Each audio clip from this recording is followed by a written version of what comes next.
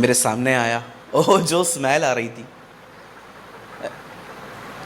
मैंने उनको बोला आप चर्च आया करो, मैं पी के आऊँगा। मैंने कहा चलेगा, पी के ही आ तू, खुद ही उतारेगा प्रभु तेरी। मैं पी के आऊँगा।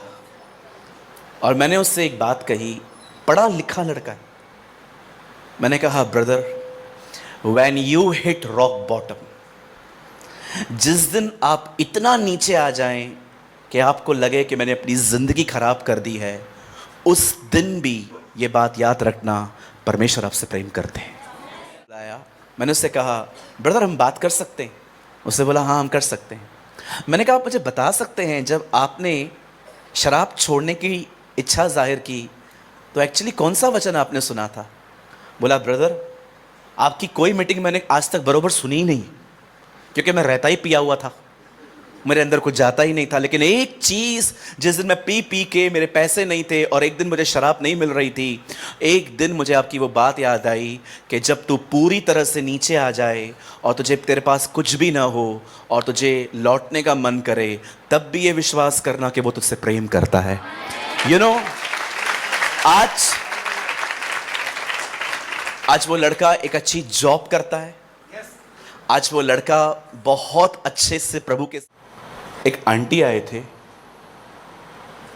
6-8 महीने पहले की बात है। बहुत परेशान थी वो। आप उससे मिलते ना आंटी से, दूर से आपको पता चल जाता शी इज़ वेरी डिस्टर्ब।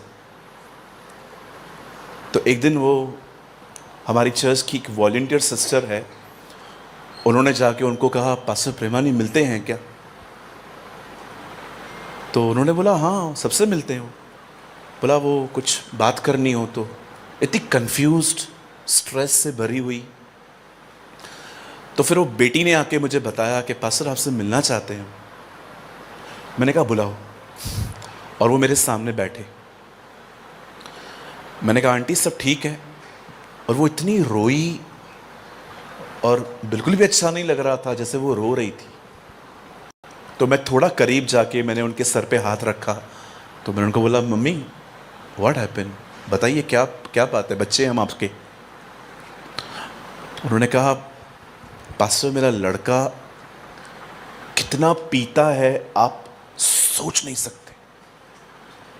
बोलती हम करीब नहीं जा पाते हैं उसके, इतनी गंदी बदबू आती है। तो मैंने कहा आंटी वो आएगा कभी, चर्च आएगा? बोलती है ब्रदर होश में ही नहीं रहता, बात क्या करूं, गालियां देता है, चिल्लाता है, चीज़ों को बेच के शराब पीता है।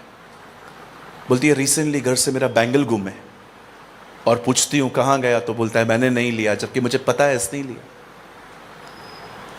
आखिर एक दिन मैं मंडे के दिन दिल्ली में था, मुझे आकर इशारा देती है आंटी और आके कहती है आया है आज, आया है आज। मैंने कहा कोई बात नहीं। और जब वो आया था मेरे सामने आया, ओह जो स्मेल आ रही थी।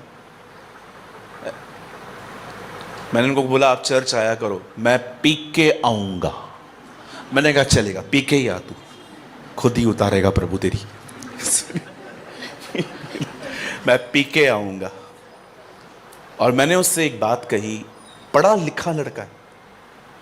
मैंने कहा brother, when you hit rock bottom, जिस दिन आप इतना नीचे आ जाएं कि आपको लगे कि मैंने अपनी ज़िंदगी खराब कर दी है, उस दिन भी ये बात याद रखना, परमेश्वर आपसे प्रेम करते हैं।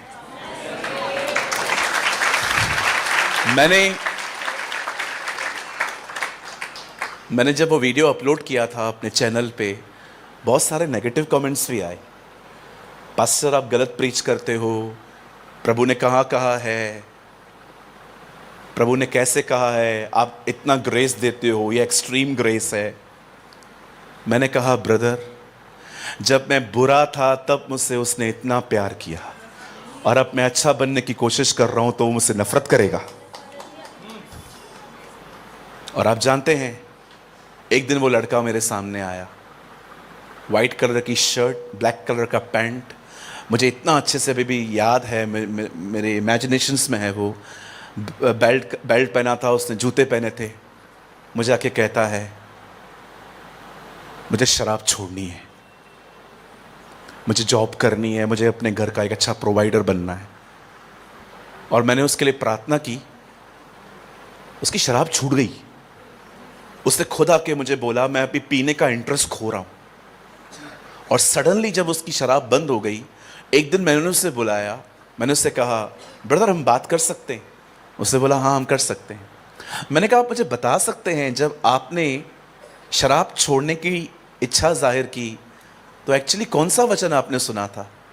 बोला ब्रदर आपकी कोई मीटिंग मैंने आज तक बरोबर सुनी ही नहीं, क्योंकि मैं रहता ही पिया हुआ था, मेरे अंदर कुछ जाता ही नहीं था। लेकिन एक चीज, जिस दिन मैं पी पी के मेरे पैसे नहीं थे और एक दिन मुझे शराब नहीं मिल रही थी, एक दिन मुझे आपकी वो बात याद आई कि जब तू पूरी तरह से नीचे आ जाए और तुझे तेरे पास कुछ भी ना हो और तुझे लौटने का मन करे, तब भी ये विश्वास करना कि वो तुझसे प्रेम करता है।